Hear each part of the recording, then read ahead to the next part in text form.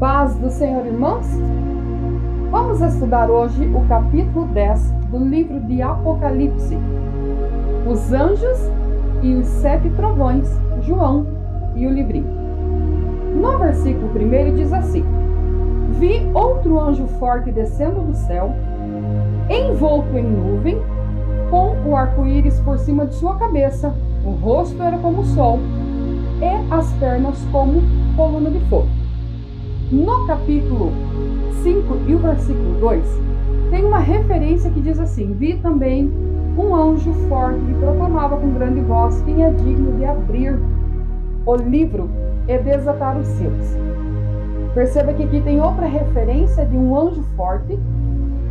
É importante esclarecer que muitas pessoas acreditam que este anjo seja o próprio Senhor Jesus.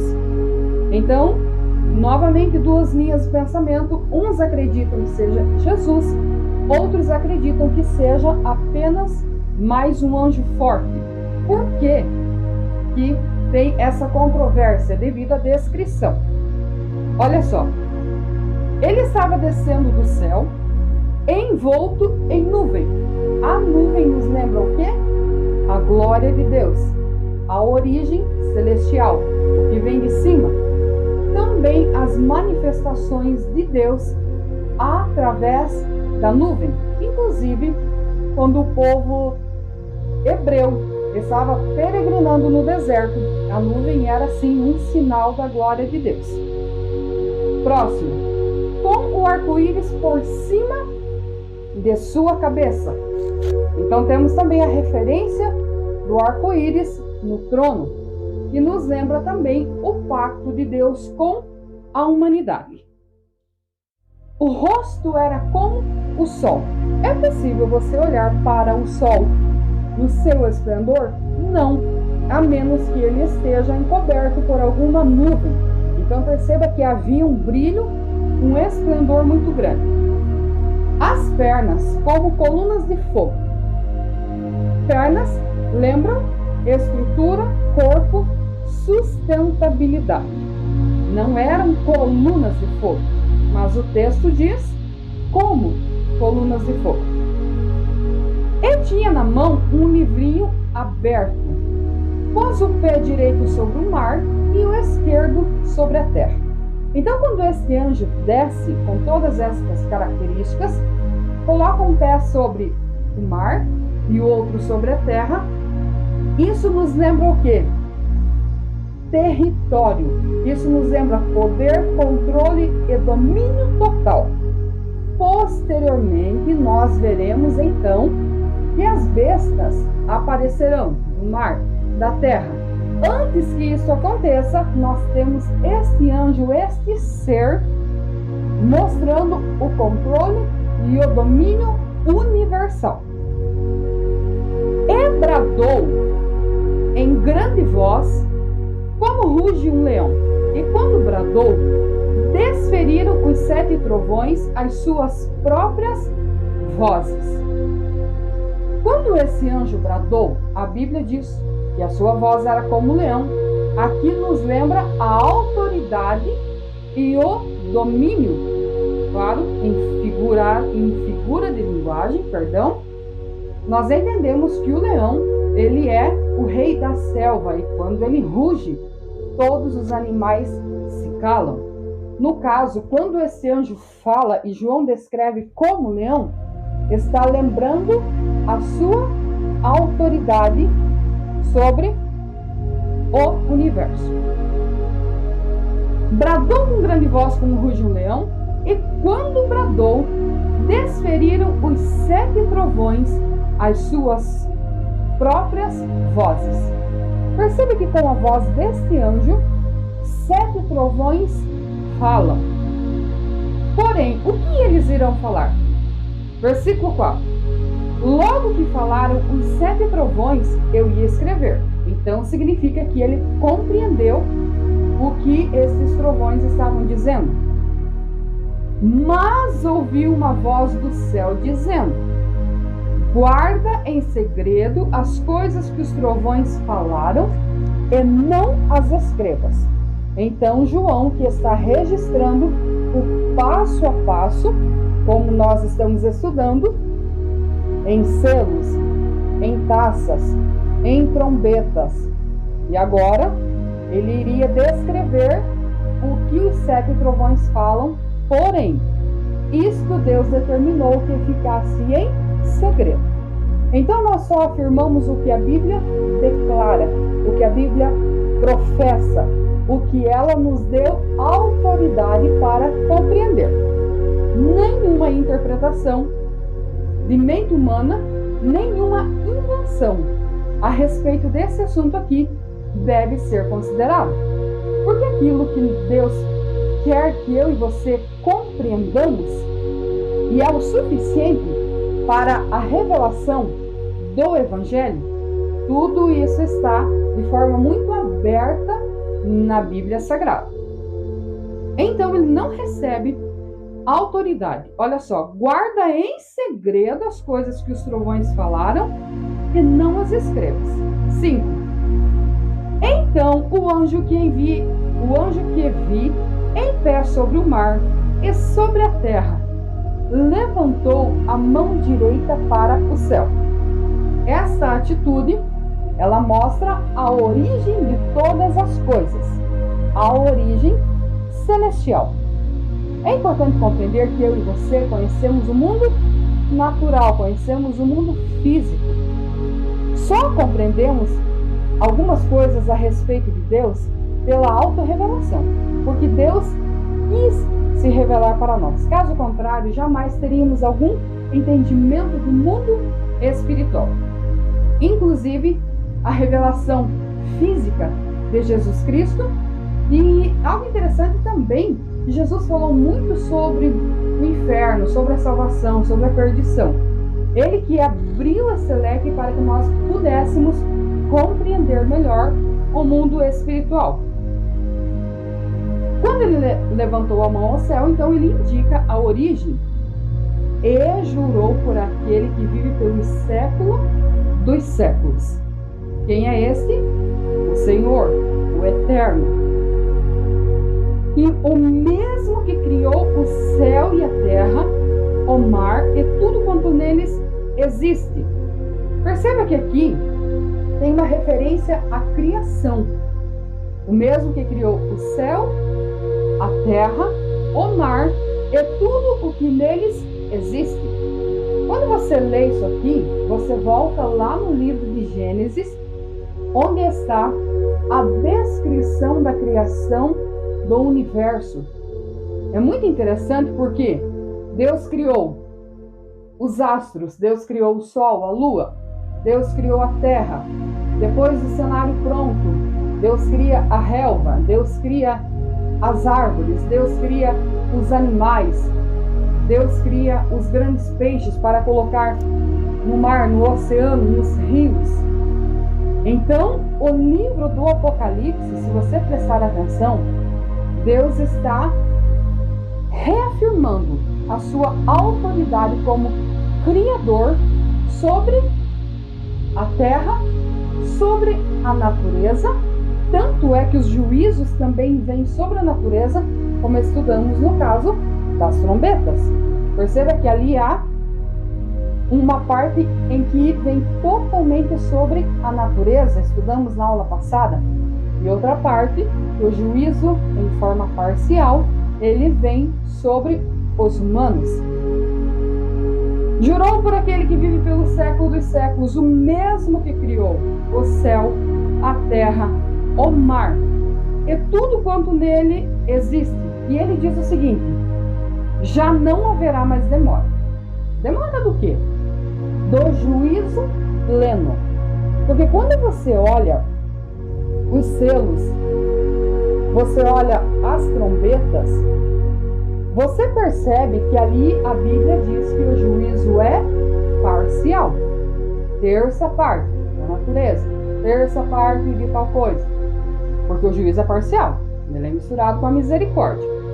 Mas aqui ele está anunciando o juízo pleno, onde a Bíblia diz que a ira de Deus irá se derramar e ela irá trazer então julgamento sobre os povos. povos, todos os habitantes da terra. Mas a Bíblia é muito clara que é juízo sobre os ímpios, sobre aqueles que rejeitaram a palavra do Senhor. Ora, mas Deus não é amor? Claro que Deus é amor. Só que você tem que compreender o amor de Deus na sua essência. Tanto a mão que levanta, quanto a mão que julga. No caso do Apocalipse, como é a revelação do futuro e como está falando da plenitude dos tempos e do agir de Deus, é o tempo de maturação, de maturidade. Ou é o tempo em que Deus irá julgar os povos segundo o seu coração. Porque se você prestar atenção nos textos, Deus vai trazendo juízo parcial com qual objetivo? Que o ser humano se arrependa. Porém, o ser humano vai endurecendo mais e mais o seu coração. Então, nesse caso, nós percebemos que haverá um juízo pleno. 7.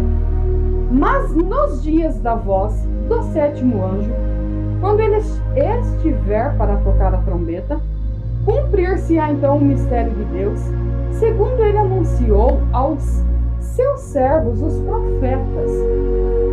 O que é mistério? É algo que está em oculto. Ora, mas ele revelou aos seus servos, os profetas. É um mistério da salvação. Quando você olha para o Novo Testamento, a maneira principalmente como Paulo descreve, de maneira muito aberta, muito explícita, o plano da redenção. Então perceba que desde o Éden, quando houve o pecado e houve a expulsão do ser humano de lá, ali Deus já iniciou o projeto de redenção. Ainda que os seres humanos não compreendam e muitos não aceitem, esse plano ele veio acontecendo e ele veio sendo levado de geração em geração. Por isso Deus iniciou lá com o povo de Israel. E Deus levanta sacerdotes, profetas, juízes, reis, e todos eles têm a função de levar o plano de redenção adiante até que chegue o momento da revelação de Jesus Cristo. Aí está já registrado no Novo Testamento, nos Evangelhos. Então perceba, o mistério de Deus, segundo ele anunciou aos profetas. 8. A voz que ouvi, vindo do céu, estava de novo falando comigo e dizendo: vai e toma o livro que se acha aberto na mão do anjo em pé sobre o mar e sobre a terra. Então vem esse anjo com os pés sobre o mar, sobre a terra. João está olhando, está tendo essa visão, e ele ouve uma voz vinda do céu. Aí essa voz manda que ele vá e pegue o livro. 9. Fui, pois, ao anjo, dizendo-lhe que me desse o livrinho. Ele então me falou: toma-o e devora-o. Certamente ele será amargo ao teu estômago, mas na tua boca doce como o mel. Bom, quando ele colocasse o livro na boca, ele sentiria o mel. Por que a Bíblia usa a referência do mel? Porque era um adoçante natural da época. Então, como não tinha o açúcar como nos nossos dias, o mel é a referência de doçura, muito conhecido por todos os povos da época. Na sua boca seria doce como mel, no seu estômago ele seria amargo. Sabe por quê? Porque no estômago ele teria que digerir aquilo que ele recebeu.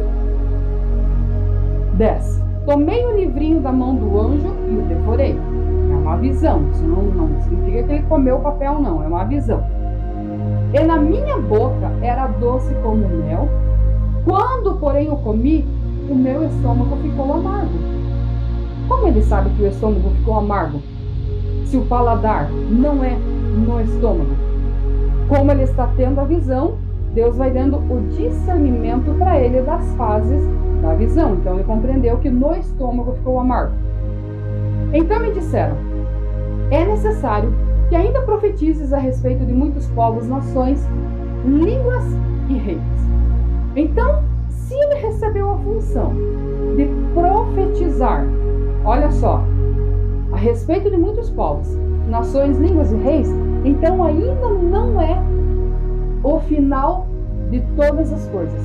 Ainda algumas coisas estarão acontecendo na terra. O que nós compreendemos aqui? O capítulo 10, ele é um interlúdio entre o 9 e o 11, quando se fala das trombetas. Perceba que na sequência continuam seus juízos, mas aqui no meio tem essa visão desse ser, dessa intervenção, mostrando céu, terra, domínio, controle, poder, autoridade, e dando uma missão para João. Então o que nós compreendemos aqui? João teve que escrever a revelação, mesmo ele estando isolado, mesmo ele estando maltratado, ele recebe e ele tem a função de transferir estas informações para as gerações futuras. Mas e as pessoas que não creem? Não importa. Crendo ou não crendo, um dia todos nós estaremos perante o Senhor, perante a sua majestade, perante o seu poder, a sua glória e a sua autoridade.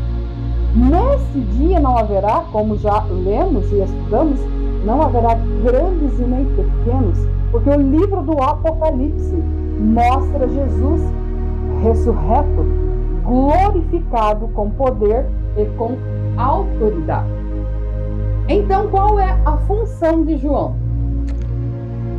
Comer, se alimentar do livro, sentir as fases do sabor.